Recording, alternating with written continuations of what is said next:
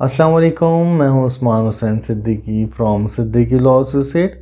State bank of Pakistan ने 24 जनवरी 2022 को एक प्रेस कॉन्फ्रेंस की है और एक प्रेस रिलीज़ जारी की है जो कि मॉनेटरी पॉलिसी के मुताबिक है।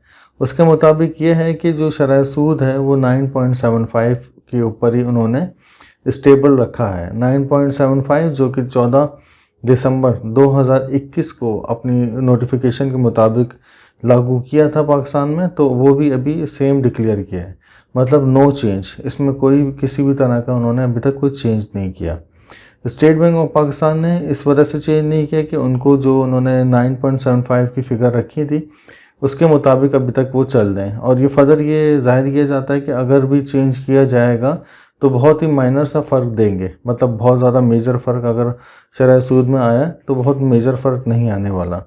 इसमें इनकी जो पॉलिसी बयान के जो बड़े नुक्ते थे उसमें ये था कि इन्होंने शरह सूद जो कि काफ़ी हद तक पहले कम थी, उन्होंने 14 दिसंबर को उन्होंने फौरी तौर पे बढ़ा दी थी और उसके ऊपर सख्त एक्शन लिया था।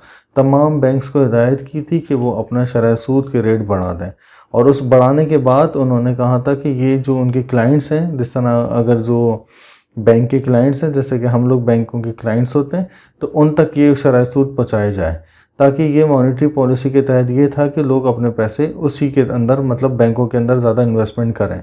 अगर जो निकलवाने वाले पैसे होते हैं तो वो भी लोग रुक जाते हैं कुछ टाइम के लिए कि वो कुछ टाइम बाद ही फिर निकलवाते हैं। अच्छा, इसके जो इस सिलसिले में जो शुरू हुआ था, जो उन्होंने इंटरेस्ट रेट जो थे वो उन्होंने 9.75 कर दिए थे। इंटरेस्ट रेट के साथ उन्होंने बेस पॉइंट जो थे 275 बेस पॉइंट इन्होंने जो इजाफा किया था वो भी उन्होंने स्टेबल रखा हुआ है और वो भी अभी तक वैसे ही है।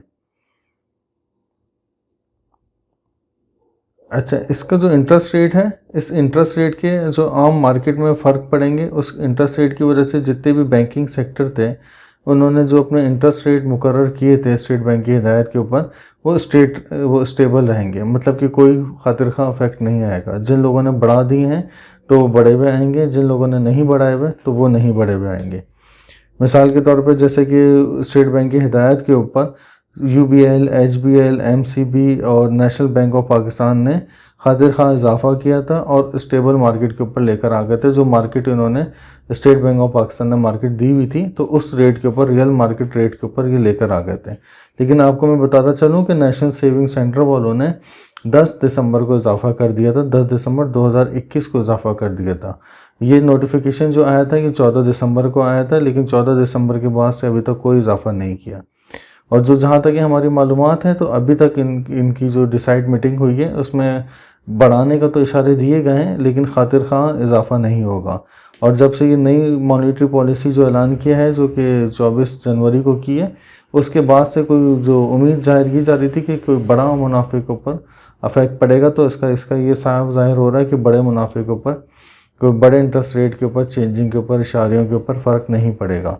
अगर ज़्यादा से ज़्यादा फ़र्क पड़ा तो माइनर फ़र्क पड़ेगा, जो कि एक रेगुलर मार्केट में, जैसे कि आपको पता है कि हम जो परचेजिंग और सेलिंग करते रहते हैं, तो आपको पता है कि थोड़ा रेगुलर मार्केट के ऊपर फ़र्क पड़ता है, लेकिन बड़ा फ़र्क नहीं पड़ता। जैसे कि इन्होंने 10 दिसंबर को फ़र्क पड़ाया था, जो कि काफ़ी बड़ा चेंज आ गया था, लेकिन अब वो चेंज आने की उम्मीद बहुत कम हो गई है। अगर फ़र्क पड़ा तो वो तकरीबन 100 बेस पॉइंट के ऊपर फ़र्क पड़ेगा, इससे ज़्यादा की कोई उम्मीद नहीं हो रही है अभी तक। इसलिए कि अभी तक जो इनकी जब नई मॉनेटरी पॉलिसी आएगी वो नेक्स्ट मंथ आएगी, और जो कौमी बचत का ऐलानिया होना है वो होना है 10 फरवरी से पहले तक की, 10 या 14 फरवरी के दरमियान तक ही इनका कोई फ़ैसला हो जाना है। अगर इस दरमियान कोई फ़ैसला हो जाता है तो ये चेंजिंग आ जाएंगी। बसूरत दीगर ये अगले महीने यानी कि मार्च के महीने में डिसाइड होगा कि शरह सूद के ऊपर कितना फ़र्क पड़ना है। ये सारी डिपेंड करता है स्टेट बैंक की पॉलिसीज़ के ऊपर। अभी जैसे कि स्टेट बैंक ने अभी स्टेबल कर दिया है, इस स्टेबल का सब मार्केट वाले फ़ायदा उठाएंगे। उस फ़ायदे से ये होगा जो क्लाइंट है उन तक ये मुनाफा नहीं पहुंच पाता। सबसे ज़्यादा इशू जो पड़ता है, जो स्टेट बैंक अगर आप ये इशारिया चेंज भी कर देता है, ये आम मार्केट में, आम पब्लिक के पास ये चीज़ नहीं पहुंच पाती, जो कि लास्ट टाइम स्टेट बैंक ने इसके ऊपर सख्त एक्शन लिया था। अब उम्मीद की जाती है कि जो स्टेट बैंक के जो रियल जो इंटरेस्ट रेट है वो आवाम तक पहुँचे, इसलिए कि इसमें भी काफ़ी कटौती कर दी जाती है। जो कमर्शियल्स बैंक हैं वो काफ़ी हद तक कटौती कर देते हैं इसमें ना।